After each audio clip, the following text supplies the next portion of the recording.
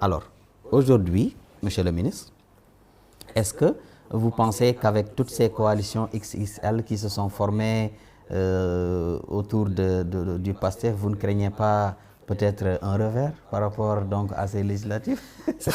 Ça dépend de ce que vous appelez coalition XXL. Mais voici comment j'y vois les choses, moi. Je pense que sur les 18 millions de Sénégalais, il n'y avait pas plus heureux que moi lorsque j'ai vu la coalition à la tête de laquelle se trouve le président Macky Sall. Pourquoi vous êtes heureux? Je suis heureux puisque le temps nous rattrape. Je vais vous parler en langage simplement imagé. Vous vous rappelez le candidat Bassirou Diomaye Diakhar Faye, accompagné par son leader Ousmane Sonko, qui reste toujours son leader politique. C'est à Bignona que nous avions remis à l'époque un symbole fort, le balai. L'actuel président de la République a reçu le balai lors du meeting de Bignona. Et qui a symbolisé tout ce qui est en train de se faire, tout ce qui s'est fait depuis la victoire, tout ce qui est en train de se faire et qui va se poursuivre. Maintenant, on part de cette image-là. Pour vous dire combien j'étais satisfait. Vous savez, lorsque vous balayez, à un moment donné, pour pouvoir faire usage de votre pelle, il faut entasser quelque part les ordures. C'est la même chose dans les ordures politiques. Vous balayez, il faut les emmagasiner quelque part pour pouvoir faire usage de la pelle et amener à la poubelle politique. Lorsque les circonstances, ou disons le vent, vous balayez des objets légers, vous laissez, le vent peut disperser encore. Mais comme le vent aussi peut par l'effet naturel balayer et mettre dans un coin. Et c'est ce qui s'est passé. Le vent a balayé, a ramassé, a entassé, nous a permis, durant les vicissitudes du temps, en 6 mois, de pouvoir voir le vrai visage de beaucoup. Tous ceux qui se sont ressemblés, s'est assemblé. Et aujourd'hui, ça nous donne l'occasion de prendre que l'appel. Peut-être le balai, on va le mettre de côté ou on le mettra en berne. Mais on prendra que l'appel, on ramassera, on mettra à la poubelle. Apparemment, vous sous-estimez ces coalitions. Ce n'est pas sous-estimé, c'est une lecture froide, réelle, qui est là. Parce que quand on parlait que nous allions passer au premier tour, personne ne nous a cru, sur toute la planète. Il y avait des radios et des télés qui, même quand on affichait les résultats, continuaient à dire deuxième tour obligatoire, deuxième tour inévitable, il faut deuxième tour. Jusqu'au crépuscule, deuxième tour. Et je ne sais pas d'où est-ce qu'il tenait. J'en passe. Ce n'est pas aujourd'hui. Les gens n'ont pas oublié. Ils ne sont pas prêts d'oublier. Des personnes qui ne sont pas de la police, qui tiraient et qui dégainaient sur les populations. En tout cas, Bignona n'est pas prêt à oublier qu'on a donné ordre à la gendarmerie de tirer à bout portant sur ses fils comme des lapins. Bignona n'est pas prêt à oublier. Vous prédisez aujourd'hui qu'on prenne celui qui est vu, en tout cas cru, pris, pour être l'auteur principal, qu'on le prenne comme maître à la tête. Ben, écoutez, s'ils pensent que c'est comme ça qu'on va assurer leur immunité... Vous pensez que ça ne va pas être... Ah oui? Ah oui, écoutez, c'est une vraie descente aux enfers. Wait and see, le 17 c'est pas loin. C'est une bonne nouvelle. Bah, pour le camp de la victoire. Il est toujours le leader de l'Alliance pour la République. Il est toujours à la tête de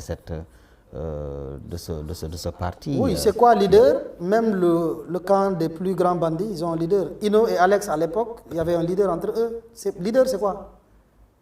Leader, c'est quelqu'un qui est capable d'influence. On peut influencer négativement ou positivement. Leader, ça ne veut rien dire. Donc, il ne représente rien devant vous? Pas grand-chose, je veux dire. Vous savez, l'erreur qu'il ne faut jamais faire dans la vie, c'est de tomber dans un trou, prétendre s'en sortir et continuer à creuser. Quand vous tombez dans un trou, vous mettez une échelle, vous montez dessus. Mais ça me paraît moins intelligent de tomber dans un trou profond, vous trouvez une pelle, vous continuez à creuser pour sortir. Vous prédisez une razzia totale au niveau donc de votre localité, à Bignona, pour les législatives? Bignona, il n'y a pas de problème. Ça c'est-à-dire, en parlant comme ça, je ne parle pas de Bignona. Parce que s'il faut parler de Bignona, en 2 mots, je vous rappelle que nous sommes le fief du parti de Ousmane Sonko depuis sa création jusqu'au moment où je vous parle. Nous avons été toujours premiers sur tout le territoire national, tous critères confondus. En 2019, moi je suis coordinateur départemental depuis 2018. Nous avons fait en 2019 52,3%. Nous sommes premiers. Nous avons élu Ousmane Sonko en tant que candidat à la présidence au premier tour. En 2022, lors des législatives, moi j'étais président du conseil départemental de Bignona. Par la baraka de Ousmane Sonko, j'ai été le président du conseil départemental le mieux élu du Sénégal, avec 66%. Ce n'est pas tout. Les gens ont pensé qu'on a plafonné. Les législatives en 2000, toujours 22. Avec la coalition Yewwi Askan Wi. Oui, avec la coalition Yewwi Askan Wi. Nous passons à 69%. De 66 à 69%. Presque 70%. Les gens ont estimé que, ah non, Bignona là, c'est pas possible. Est-ce que vous savez combien on l'a eu à la présidentielle? Et les législatives, Ousmane Sonko n'était pas candidat. On l'a défenestré. Et les gens ont compris. Parce que c'est lui. La présidentielle précédente, Ousmane Sonko n'est pas candidat. On a tout fait pour l'éliminer. Mais les gens ont compris. On lui a dit tout ce que tu portes, on le portera. Il a porté le président Bassirou Diomaye Diakhar Faye. Vous savez combien il a eu à Bignona? 81%. Premier au niveau national. Maintenant, c'est Ousmane Sonko qui est tête de liste. Notre cher président de PASTEF. Et vous voulez que la logique terre à terre prédise que combien Bignona va le créer. Ne parlons pas de Bignona. Parlons d'ailleurs. En parlant de ça, je ne parle pas, parce que moi quand je parle que cette coalition est une bonne nouvelle pour le camp de la victoire, je ne parle pas de Bignona.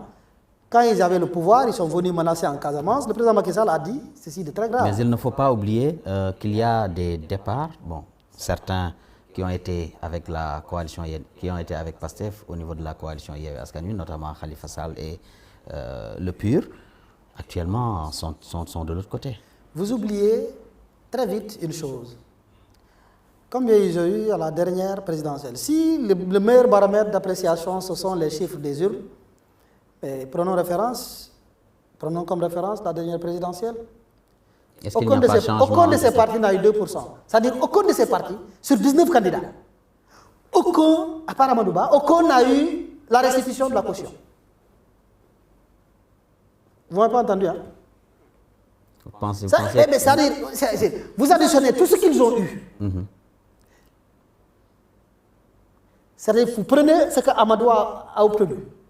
Vous prenez tout ce que sur les 19 ou les 21, je ne sais même plus. C'était 21 en liste. Vous prenez tout ce qu'ils ont eu. Le président Bassirou Diomaye Diakhar Faye fait 54,8%. Avec la toute puissance, c'est-à-dire le crédit du président Macky Sall qui était sur Amadouba, qui lui a permis d'avoir ce qu'il a eu là. 35, je ne sais plus combien. Surtout les 19 candidats. Surtout. Vous additionnez le tout. Or, aujourd'hui, parmi ceux qui étaient avec eux, beaucoup sont avec nous. Donc, ce n'est pas là le débat. C'est-à-dire, vous additionnez ce qu'ils ont eu, faites l'addition, vous allez voir ce qu'ils ont comme pourcentage. Est-ce qu'il n'y a pas de changement entre-temps?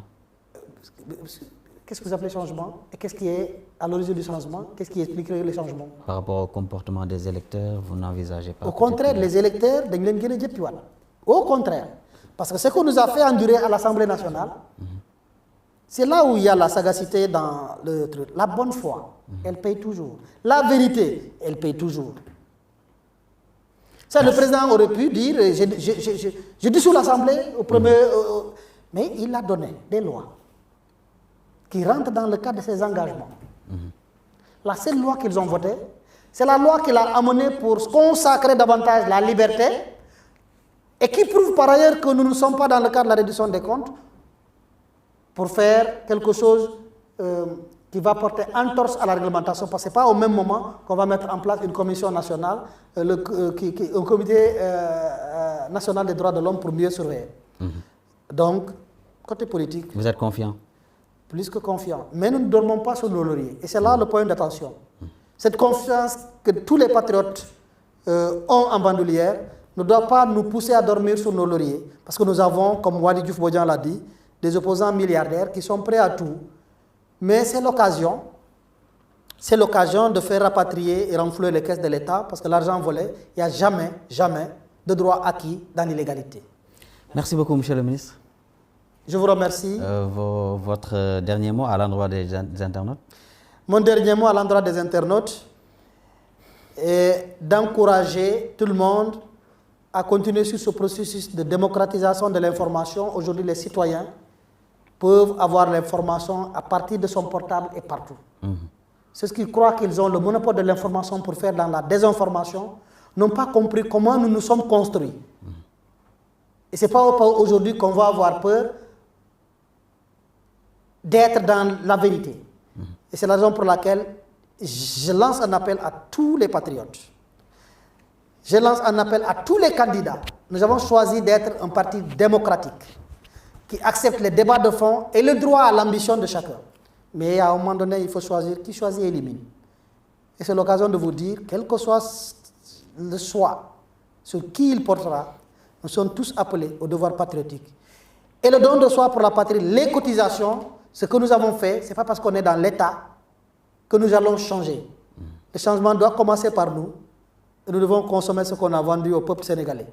Et je sais que Chérif Diouf vous appellera bientôt pour la vraie partie de la cagnotte nationale. Je n'ai pas le droit d'anticiper. Mais nous attendons sagement et on montrera au peuple que nous sommes un parti qui s'autofinance. Merci beaucoup, monsieur le ministre. Merci.